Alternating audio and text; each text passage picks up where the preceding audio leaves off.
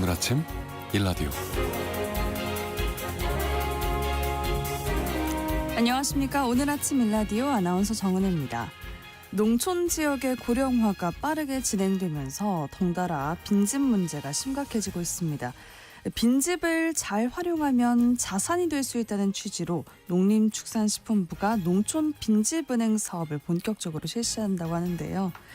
흉가나 폐가로 불리는 빈집들이 주변에 오래 방치되면 그 지역이 감당해야 할 사회적 문제나 또 경제적 비용이 계속해서 늘어나는 만큼 어떻게 활용할지가 큰 과제입니다. 일단 농촌 빈집은행은 지자체가 수집한 빈집 정보를 수요자에게 제공할 수 있도록 빈집을 매물로 등록하는 것을 지원하는 사업이라고 합니다. 각종 부동산과 귀농 귀촌 플랫폼에 매물이 등록된다고 하는데요. 빈집이 부동산 플랫폼 등에 등록이 되고 또 실제 거래까지 이어지기 위해서는 빈집 소유자의 거래에 대한 동의가 필요합니다. 그래서 오늘부터 빈집 소유자에게 거래 동의 의사를 확인하는 문자 발송 절차 등이 진행된다고 합니다. 여기까지 추진되는 것도 꽤 시간이 걸린 모양이에요. 매물이 등록되고 실제 거래되고 잘 활용될 수 있는 그 의미 있는 시작이 됐으면 좋겠습니다. 6월 11일 수요일 오늘 아침 일라디오 출발합니다.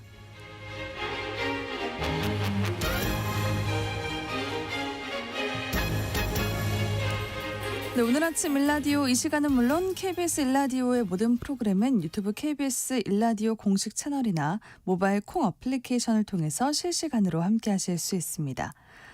네, 수요일 시간에는 농수산 뉴스를 모아서 전해드리고요. 서민금융진흥원과 함께하는 이제는 민생이다 시간에는 불법 사금융으로부터 보호받는 법에 대해서 알아보도록 하겠습니다. 또 장수 직업 시간에는요. 챗 GPT 이후에 직무 변화와 취업 준비에 대해서 알아볼게요. 네, 청취자 여러분들이 참여하실 수 있는 오늘의 퀴즈 드립니다. 금어기가 해제된 이후에도 잘 잡히지 않아서 한동안 밥상 위에 올리기가 부담스러웠는데요. 동해안에 이수산물이 돌아왔다는 반가운 소식입니다. 이수산물의 어획량이 일부 회복되면서 동해안 항구 주변도 활기를 되찾고 있다는데요. 네, 이수산물 다리가 10개고요. 동해안에서는 이걸로 만든 순대도 참 유명하죠. 지금은 제철을 맞은 물회도 아주 맛있다고 합니다. 당장 동해안 항구로 달려가고 싶은데 이 수산물 과연 무엇일까요? 추첨을 통해서 농촌진흥청에서 제공하는 흑삼 세트를 한 분께, 또 향긋한 커피 드실 수 있는 모바일 커피 쿠폰 4분께 드리겠습니다. 네, 방송에 참여하실 분들은요. 단문 50원, 장문 100원이 되는 유료 문자 샵 9730으로 보내주세요. 유익한 정보와 살아있는 이야기가 있습니다. KBS 오늘 아침 일라디오. 네, 새 정부가 출범하면서 2차 추경 논의가 본격화되고 있습니다. 대선 전에 있었던 1차 추경에서 일부 농업계의 요구가 반영되긴 했었는데 부족하다는 주장이 있었고요. 또 이에 따라서 이번 2차 추경에 추가로 이런저런 사업 예산을 요구하고 있다고 합니다. 오늘 농수산 뉴스 시간에는 이 소식을 중심으로 전해드리도록 할게요. 농어민신문 이진우 기자와 함께합니다. 안녕하세요. 네, 안녕하십니까? 네, 대선 전에 있었던 1차 추경에 이어서 2차 추경에도 농축산 분야 예산을 확보해달라 이런 요구가 나왔다고요? 그렇습니다. 국내 최대 농민단체인 한국후계농업경영인 중앙연합회가 성명서를 내면서 지난 4일 새 정부가 본격적으로 출범하면서 2차 추경 논의도 속도가 붙을 것으로 보인다고 이렇게 이야기하면서요. 농축산업계가 요구해왔던 것 중에 지난 1차 추경에서 빠진 내용을 중심으로 이번 2차 추경에 꼭 반영해달라 이런 요구를 내놨습니다. 네, 근데 1차 추경에서도 1,000억 원 가까운 예산 반영되지 않았었나요? 그렇습니다. 이게 무기질 비료 가격 보조 사업, 그리고 수급 안정 사업이 있었고요. 또 그리고 농기 임대 사업, 그리고 농축산물 할인 지원 사업과 같은 농림축산식품부 소관 예산으로 총 979억 원을 반영된 바 있는데요. 하지만 당시 국회 농해수위가 농식품부 추경 예산으로만 의결했던 금액이 2,200억 원이 넘는다는 점, 이 점을 보면서 1차 추경이 결정되고 난 다음에 곧바로 재추경 요구가 이어지게 됐었습니다. 네, 그럼 이번 요구에는 어떤 내용이 들어있나요? 일단 기본적으로 먼저 산불 피해가 있었죠. 그래서 피해를 입은 축산 농가는 아니면 원예 농가 이쪽에 생산 기반 복구를 위해서 축사시설 현대화 사업하고 과수 고품질 시설 현대화 사업이 이번 추경에 반드시 포함돼야 한다 이런 요구가 나왔고요. 또 지난해 당연히 연장될 것으로 여겨졌던 도축장 전기요금 할인 특례 제도가 일몰이 됐는데 이게 지난 1차 추경에서 예산 확보 요구가 강했지만 되지 못했습니다. 그래서 이번에 2차 추경에 도축장 전기요금 특별 지원 사업을 넣어달라. 이런 요구가 있고 또 후계농업 경영 육성 자금도 연말까지 차질 없이 지원이 이루어질 수 있도록 추가 지원 마련이 절실하다. 이런 요구가 나왔습니다. 네, 도축장 전기요금 할인 특례가 일몰이 되면서 도축장들이 도축 수수료를 많이 올렸다는 소식이 있습니다. 실제로 많이 올린 상황인가요? 그렇습니다. 이게 정부가 도축 수수료를 올리지 않은 도축장에 대해서는 단기 1년짜리이긴 하지만 무이자 자금을 지원하는 사업을 추진하기도 했었습니다. 하지만 할인 특례가 일몰되면서 이전에 오른 전기 요금까지 합쳐서 올해 한 1월부터 30% 넘게 전기 요금이 오르다 보니까 민간 도축장에서는 연초 도축 수수료를 소 한 마리당 10,000원에서 20,000원씩 올렸고요. 또 최근에는 농협축산물 공판장에서도 6월부터 1만 원 인상하는 게 있어가지고 그래서 이제 축산 생산자 단체에서는 굉장히 반발하기도 했었습니다. 네, 그럼 다른 소식도 살펴보도록 할게요. 봄에서 여름으로 넘어가는 시기가 되면 이 꽃의 향기가 참 매력적입니다. 바로 아카시아 꽃인데요. 이 나무의 정확한 명칭이 아카시아 꽃, 아카시아 나무 이런 게 아니라면서요? 그렇습니다. 아카시꽃, 아카시나무 이게 정확한 표현입니다. 이 장미꽃 콩가의 로비니아 속에 속하는 게 아카시나무고요. 여기에서 핀 꽃은 아카시꽃 그리고 우리가 흔히 부르고 있는 아카시아는 장미목 콩과까지는 같지만 그 다음인 속에서는 아카시아 속에 들어가는 나무입니다. 네, 저는 아카시아라고만 들어봐서 지금까지 그렇게 명칭을 알고 있었거든요. 그럼 전혀 다른 나무 또 다른 꽃이군요. 그렇습니다. 이게 그 식물을 분류할 때 제일 큰 단위로는 식물계를 시작으로 해서 그다음에 문, 강, 목, 과, 속, 종 이렇게 이제 분류를 하는데 종만 하더라도 큰 차이를 보입니다. 이걸 동물에 대비해서 좀 보면은 성격하게 차이 나는 걸 좀 알 수 있을 것 같은데요. 예를 들어서 고양이과 밑에 표범 속이라고 있습니다. 그런데 네. 표범 속에는 사자, 호랑이, 표범 이게 다 들어 있습니다. 듣기만 하셔도 이제 서로 다른 거잖아요. 이렇게 하실 것 같습니다만은 그런데 앞서 말씀드린 아카시와 아카시아는 같은 콩과이긴 하지만은 속에서부터 다른 것으로 분류가 되는 거니까 동물로 이렇게 비교해서 따져보면 확연히 구분되는 것이다. 이렇게 볼 수 있을 것 같습니다. 그렇군요. 아카시아 또 아카시 그리고 아카시아 꽃, 아카시꽃 저희가 설명은 잘 들었는데요. 이 명칭에 대한 이야기 꺼낸 이유가 있으실 것 같아요. 그렇습니다. 이게 바로 벌꿀 때문입니다. 이게 2015년 12월에 한국과 베트남 간 FTA가 발효되면서 베트남산 벌꿀에 대한 관세가 지속적으로 하락해 왔습니다. 그러다 2023년 관세율이 100% 미만으로 떨어지고 지난해 같은 경우는 81%까지 낮아졌는데 이때부터 베트남산 벌꿀 수입이 급증한 상황입니다. 그런데 이 수입꿀이 바로 아카시아 꿀이라는 이름으로 국내에서 팔리고 있습니다. 네. 아카시아 나무의 핀 꽃에서 딴 꿀이니까 아카시아 꿀 이렇게 표기하는 게 문제가 되지 않을 것 같아요.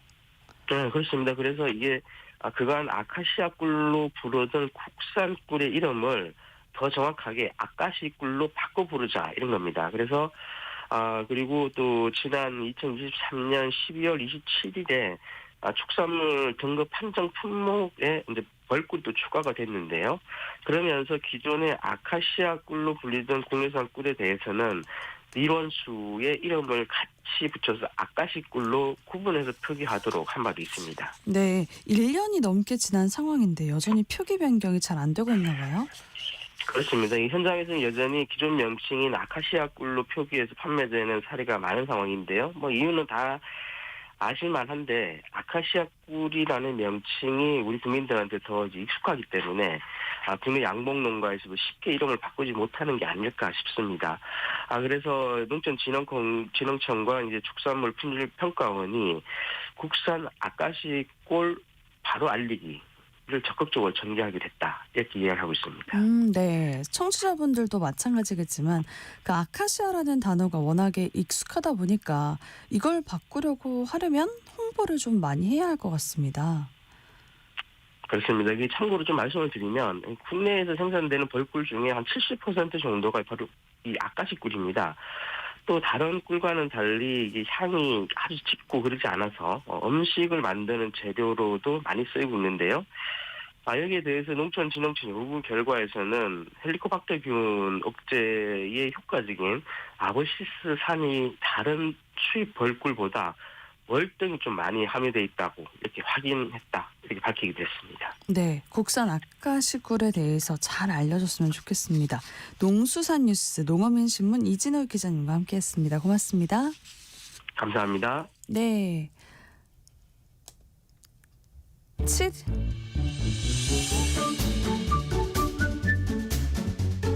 아침을 여는 기분 좋은 습관. KBS 오늘 아침 일라디오.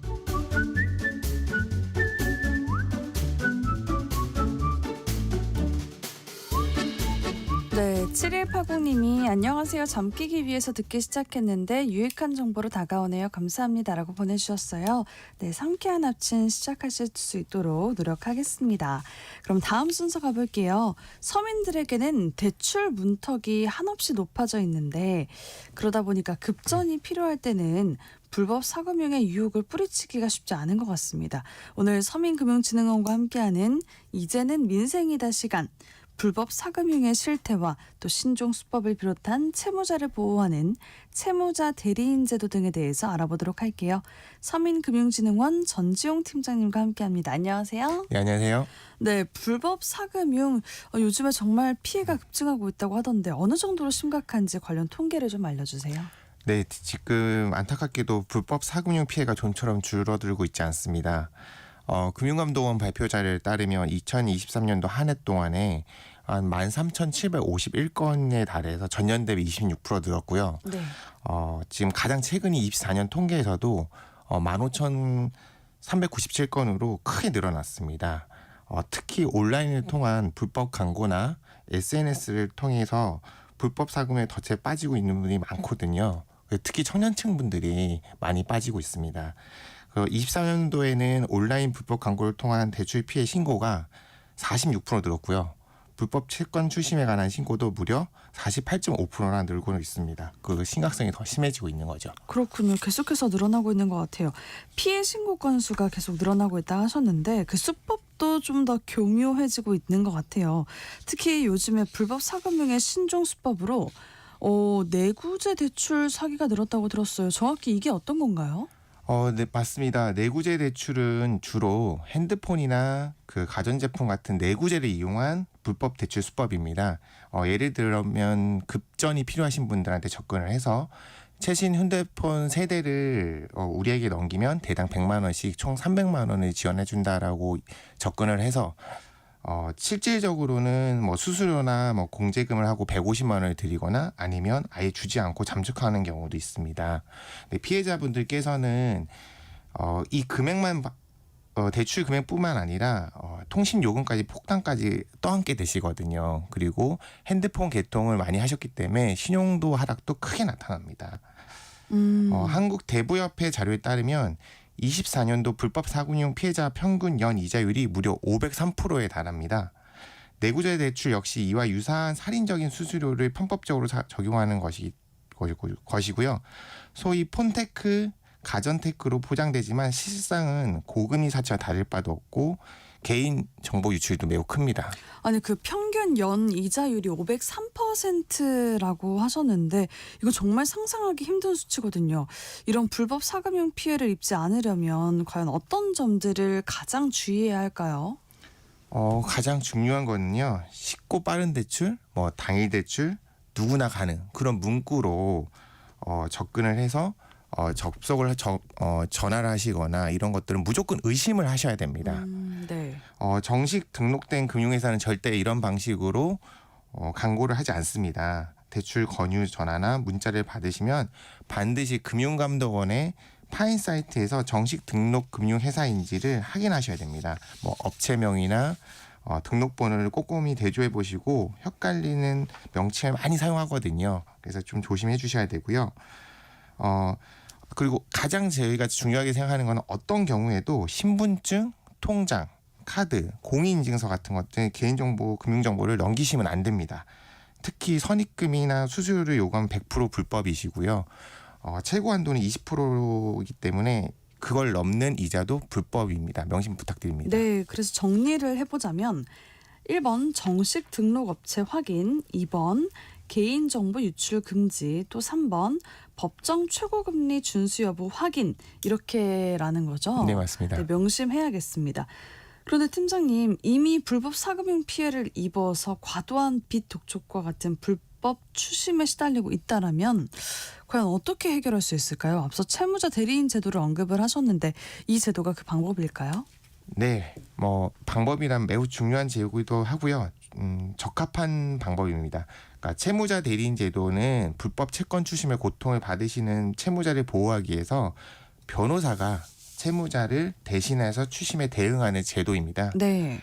채무자 대리인이 선임이 되면 불법 사금융업자로부터 채무자 본인과 가족 등의 관계인부터 직접 연락하거나 방문하여 행위하는 행위가 금지되고요. 오직 대리인을 통해서만 연락을 해야 합니다. 이를 위반하시 가태료가 부과될 수 있어 불법 추심의 공포에서 좀 벗어날 수가 있습니다. 네. 피해를 입으셨다면 즉시 경찰에 신고하시고요. 금융감독원의 불법 사금융 피해 신고센터 1332에 상담을 요청하시면 됩니다. 여기서 채무자 대리인 제도에 대한 안내와 지원을 받으실 수도 있고요. 대한법률구조공단인 131을 통해서도 바로 직접적으로 도움을 받으실 수도 있습니다. 그럼 채무자 대리인 제도, 그 제도가 있다는 것만으로도 큰 힘이 되는 사람들이 있을 것 같은데 그럼 어떤 절차를 통해서 이 제도를 이용할 수 있을까요? 신청 절차는 지원 기간에 따라 약간씩 다른데요. 대체로 4단계라고 보시면 될 것 같습니다. 첫 번째로는 금융감독원의 불법 사금융 피해 센터인 1332나 대한법률구조공단인 132로 전화하셔서 상담 받으시는 게 가장 중요하시고요. 이 상담을 통해 불법 사금융 피해를 알리고 채무자 대리인 지원 요건하고 절차, 필요한 서류 등을 안내 받으실 수 있으실 겁니다. 네. 보통 불법 사금융 피해 사실을 입증하는 자료를 모으시는 게 가장 중요한데요. 대출 관련 문자나 이체 내역, 그러면 협박 등에 대한 녹취 등을 좀 준비하시는 게 가장 좋습니다. 그리고 가장 중요한 거는요. 혼자서 좀 고통받지 마시고요. 일단 전문가와 상담하여 도움을 받으시는 게 가장 중요합니다. 근데 불법 추심으로 고통받는 분들에게 한 줄기 빛이 될 수 있겠다라는 생각이 듭니다. 팀장님, 실제로 이 채무자 대리인 제도를 통해서 절망적인 상황에서 벗어난 사례 혹시 있나요? 한 20대 청년 사례가 좀 떠오르는데요. 네. 이 청년이 소액의 생활비가 급해 그 온라인 광고를 통해 불법 사금융을 이용했다가 몇 주 만에 빚이 몇 배로 늘어났습니다. 그 이후 밤낮을 가리지 않는 협박 전화, 문자, 그다음에 심지어 부모님이나 직장까지 알리겠다고 지속적으로 불법 추심에 시달려서 일상생활이 거의 불가능했습니다. 네. 그래서 극심한 스트레스로 잠도 못 이루시고 상담 받으실 때 너무 어려움을 토하시더라고요. 그러다가 저희 서민금융통합센터에 방문해서 복합지원 상담을 진행하면서 채무자 대리인 제도를 알게 되어 종리를 좀 신청을 좀 같이 했습니다. 네. 변호사가 선임이 되자마자 해당 불법 대부 업체에 대한 대리인 선임을 통지하고 마법처럼 지긋지긋했던 협박 문자가 거의 딱 즉시 멈췄다고 하시더라고요. 모든 연락은 변호사를 통해서만 이루어지다 보니까 이 청년분들께서는 극도의 불안감에 벗어나고 안정 되찾으셨습니다. 네. 그 후 법률적인 도움을 받아 채무 관계를 정리를 연결해 드렸고 현재는 다시 학업에 집중하고 계십니다. 그래서 이처럼 채무자 대리인 제도는 불법 추심의 직접적인 고통을 받으시는 것을 벗어날 수 있어서 정상적인 삶으로 돌아갈 수 있는 첫걸음이 되어줍니다. 네, 그럼 불법 추심이 멈추는 것만으로도 심리적으로 얼마나 안심이 될까 싶은데 서민금융통합지원센터에서도 이 채무자 대리인 제도에 대해서 안내를 활발히 해주시는 편인가요? 예. 당연히 도와드리고 있고요. 좀 네. 활발히 안내를 하고 있습니다. 저희 서민금융진흥원에서 상담을 요청하시는 분들 중에 불법 사금융 피해를 받고 있거나 의심이 되시거나 과도한 추심으로 어려움을 겪는다고 말씀을 해주신 분들한테는 적극적으로 대한법률공단의 채무자 대리인 제도를 안내해드리고 있습니다. 또한 그 금융감독원 불법 사금융 신고센터를 통해 피해 사례를 신고하는 것도 적극 도와드리고 있고요. 그리고 저희가 자금을 법률 지원도 당연히 하지만 실질적인 경제 지원을 또 도와드려야 되기 때문에 정책 서민금융 상품 연계도 도와드리고 있습니다. 네, 그럼 이렇게 다양한 지원과 상담을 제공해 주시는 것 외에 불법 사금융 피해를 사전에 막는 건 어떻게 하고 계신가요? 네, 중요한 부분을 좀 짚어주셨는데요. 저희 서민금융진흥원은 불법 사금융 피해 예방에 대해 다각적으로 노력하고 있습니다. 청취자분들께서 저희 1397 콜센터나 홈페이지를 통해 대부업 의심 광고나 연락처를 신고해 주시면 저희는 이 정보를 취합해서 금융감독원이나 경찰청 등 유관기관과 긴밀히 협력하고 있고요. 네. 이렇게 수집된 불법 대부업체 전화번호나 온라인 해당 기관에 대해서 전화번호 이용 정지나 차단 조치를 이루어지도록 전달하고 있습니다. 최근에는 이러한 전화번호 차단 요청 범위 단순 불법 대부 광고에서 불법 사금 행위 전반에 이용된 번호로 확대하려는 노력도 진행 중입니다. 물론 불법 대부 업체가 번호를 바꾸거나 해외망으로 교묘하게 빠져나간 경우도 많아 완벽한 차단은 조금 어려운 편에 있습니다.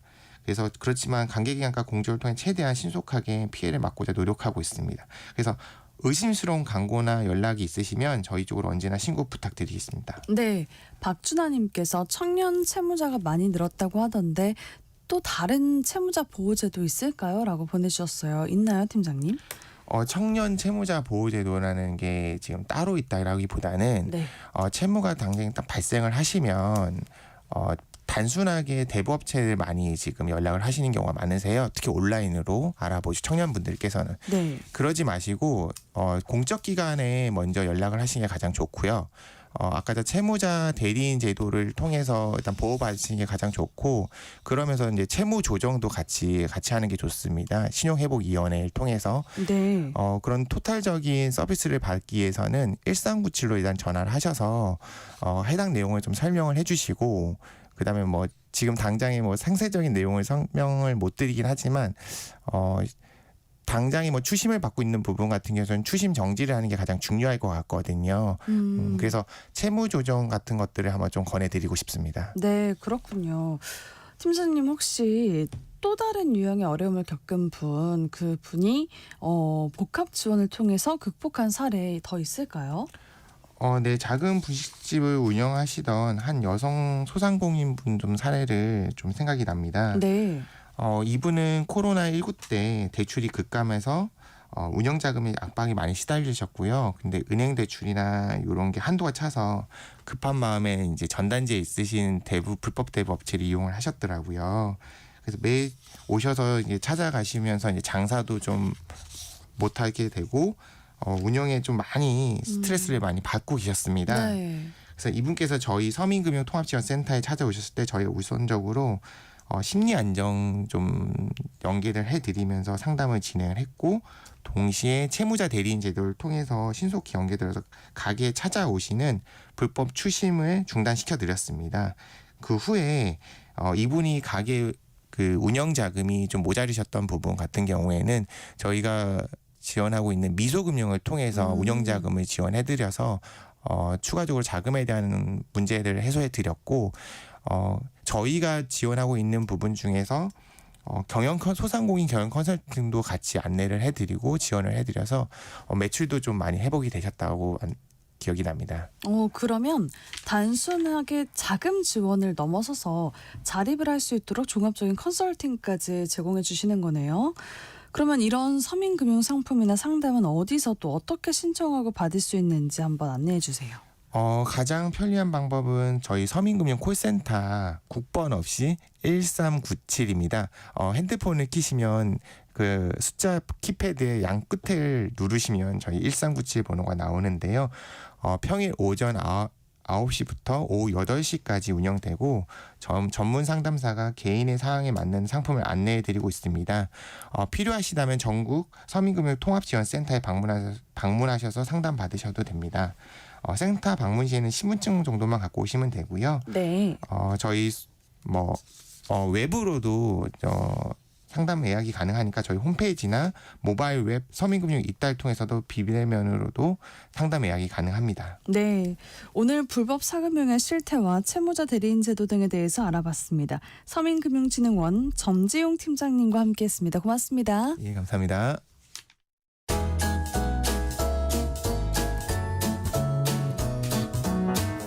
상쾌한 하루의 시작. KBS 오늘 아침 일라디오. 직장은 나와도 평생 직업이 필요한 시대를 위한 장수 직업 시간입니다. 직장인 10명 중에 7명은 매일 챗GPT를 사용하는 것으로 나타났습니다. 챗GPT의 등장으로 기업에서 요구하는 직무 역량도 변화하고 있다고 하는데요. 오늘은 그 챗GPT 이후에 직무에 어떤 변화가 있고 또 취업을 준비하시는 분들은 챗GPT와 관련해서 어떤 역량을 새롭게 쌓으면 좋을지도 알아보도록 하겠습니다. 커리어 비전 최진희 대표님 나오셨습니다. 안녕하세요. 네, 안녕하세요. 네, 직장인 분들뿐만 아니라 취업을 준비하시는 분들도 이 챗GPT 활용 능력이 필요한가 봐요. 활용 방법에 대해서 혹시 저희가 잘 알아둬야 하는 이유는 뭘까요? 저도 최근에 저한테 질문하면 야 그건 챗GPT야 물어봐 이렇게 네. 이런 말을 좀 많이 쓰고 있는데요. 맞아요. 저도 바로 얼마 전에 친구한테 그 얘기했었어요. 그죠. 챗GPT가 더 잘 알아. 뭐 음식 추천해봐.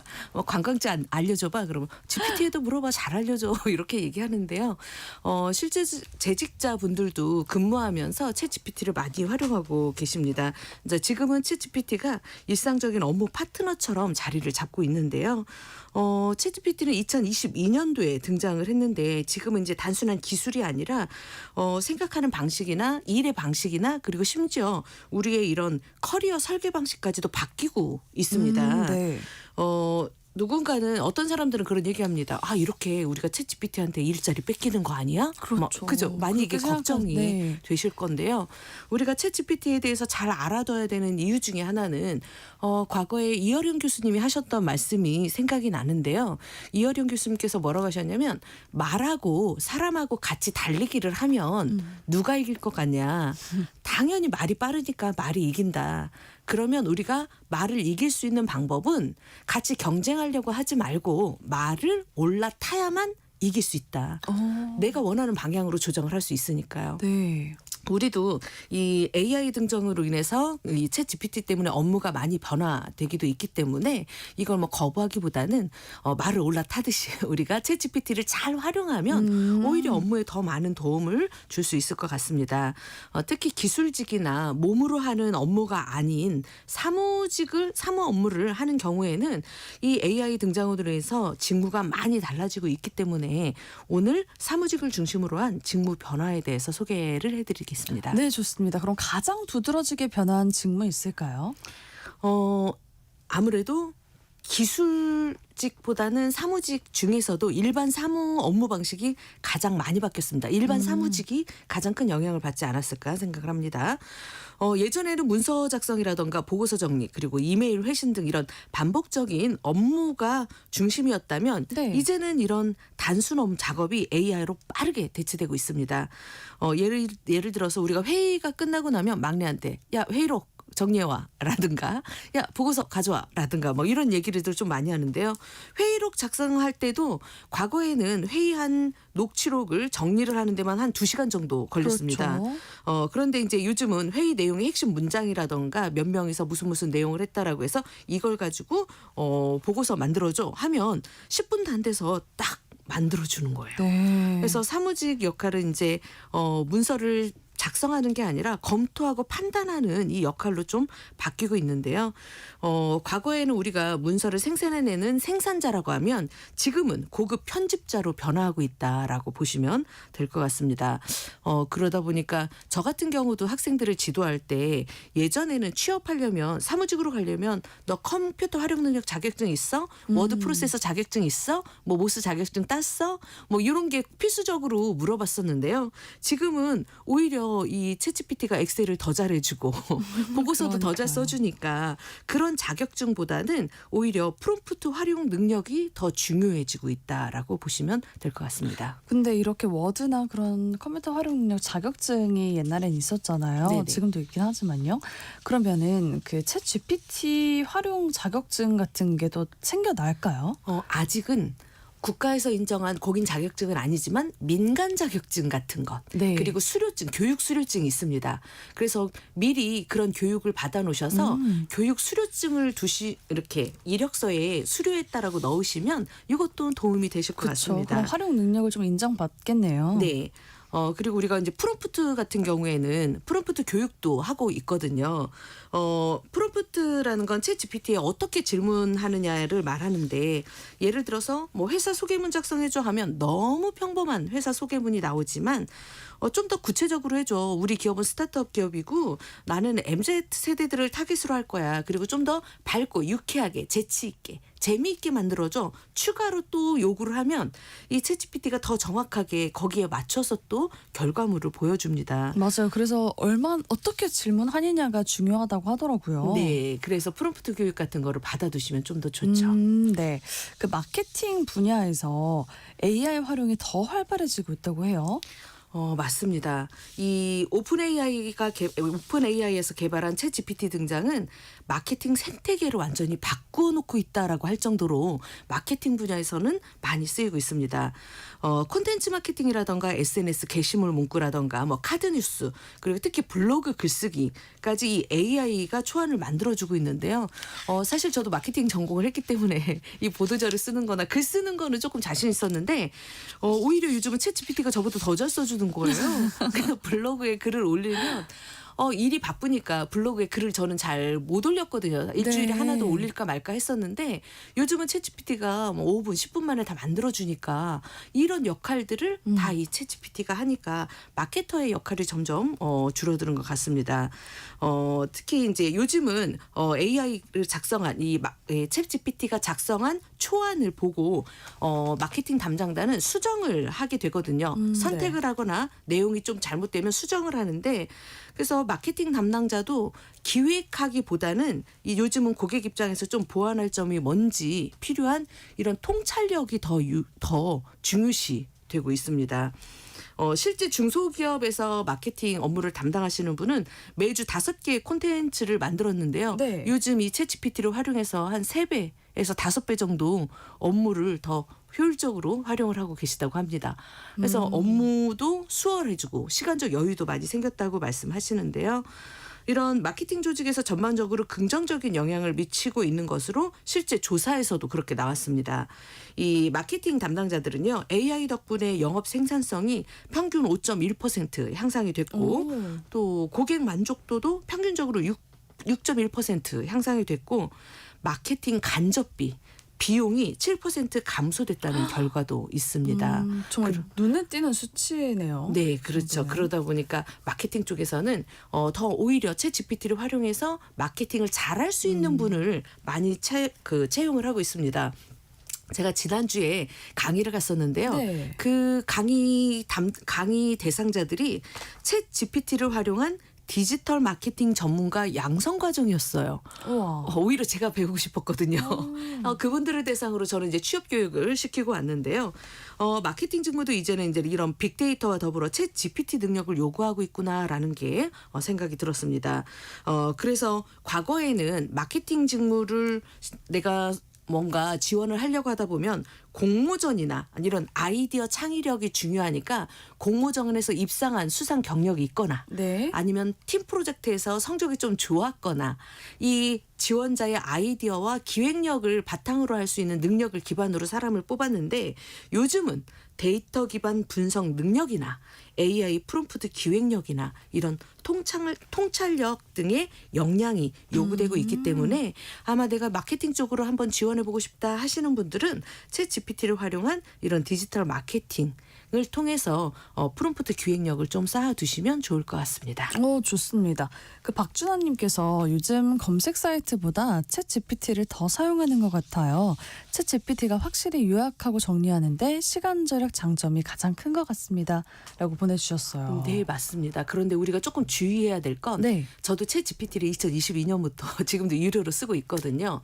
자기 분야의 전문성은 조금 떨어집니다. 그러니까 우리가 챗 GPT를 활용해서 쓰시더라도 그걸 맹목적으로 신뢰하고 그대로만 하시면 안 될 것 같아요. 오류가 있는 정보가 많다는 네, 거죠? 중간중간에 오류가 있는 정보가 많고요. 자료도 최신 자료보다는 과거 약간 1, 2년 전의 자료를 그렇더라고요. 중심으로 데이터가 축적된 걸 기반으로 하기 때문에 최신 자료나 최신 트렌드나 이런 것들은 필수적으로 본인이 직접 검색도 다시 토탈 사이트에서 최근 자료를 검색하셔서 추가 정보를 넣으시는 게 훨씬 더 좋으시고요. 그러면은 그 참고는 하되 맹신하면 안 되겠다 이런 네네. 뜻이겠네요. 그리고 틀 잡아주는 거에는 좋지만 그 안에 내용 부분에 있어서는 아무래도 지식적인 부분은 조금 더 보완을 하시는 게 더 좋을 것 같습니다. 네, 좋습니다. 또 정경원님께서 제가 힘들게 요리하면서 레시피를 정리해뒀는데 챗 GPT는 그냥 바로 맛있는 레시피를 뚝딱 알려주더라고요. 라고 하셨어요. 그렇죠. 네, 이런 부분도 참 도움이 돼요. 네, 맞습니다. 네. 또 그 인사나 채용 담당자에게 챗 GPT가 업무 영향을 미치고 있을까요, 대표님? 네, 저도 면접관 교육을 하고 있는데요. 면접관들한테 면접 질문지를 만들어 드렸거든요. 네. 과거에는 제가 이제 20년 넘게 이 일을 했으니까. 그런데 요즘은 챗 GPT에 넣으면 챗 GPT의 채용 공고하고 기업의 인재상이랑 이런 걸 중심으로 해서 직무 기술서랑 같이 넣으면 저보다 더 잘 만들어주는 거예요. 그래서 인사 담당자가 저를 찾지 않고 챗 GPT에 질문을 해서 면접관들한테 나눠주고 있습니다. 이렇게 업무가 이제 채용 담당자들도 업무가 바뀌었고요. 요즘 구직자분들이 워낙 챗 GPT로 자기소개서를 쓰니까 기업 인사 담당자 입장에서는 이제 서류 전형할 때 이 자기소개서에 대한 신뢰감이 좀 떨어진다. 그럴 수도 있겠네요. 점수가 조금 자기소개서 점수가 좀 약해질 것 그 같습니다. 비중이 좀 적어지군요. 네, 그렇습니다. 네. 뭐 교육을 할 때도 뭐 인사팀에서 교육할 때 신입사원 교육 관련해서 커리큘럼 만들어줘 그러면 뚝딱 이게 만들어주니까 어떻게 보면 교육 컨텐츠 관련해서는 챗 GPT를 활용해서 많이 쓰고 계십니다. 네, 그러면 감정 노동이 많은 고객 응대 또 CS 분야에서도 변화가 있을까요? 네, 그렇습니다. 고객 응대 특히 전화 상담할 때 AI가 이 고객의 말투나 감정을 다 분석을 해서 응대 스크립트를 제안해 주시는 형식을 합니다. 어떻게 응대해야 된다. 네네네. 이런 거요? 이분은 어떤 식으로 얘기하고 하라 이게 앞에 화면에 이렇게 보이고 그걸 보면서 이제 응대를 할 수 있게 우와. 됐고요. 우리도 음식 시켜 먹으면 댓글 달잖아요. 그때 댓글 달을 때 이게 불평이다 그러면 죄송합니다 고객님 이런 식으로 해서 자동으로. 나오게 이렇게 해주고 있습니다. AI가 감정도 공감하는 답변을 한다는 게 좀 놀랍기도 합니다. 그러니까요. 신기해요. 그 인간의 감정을 살펴서 일을 한다는 거잖아요. 네, 그렇습니다. 네.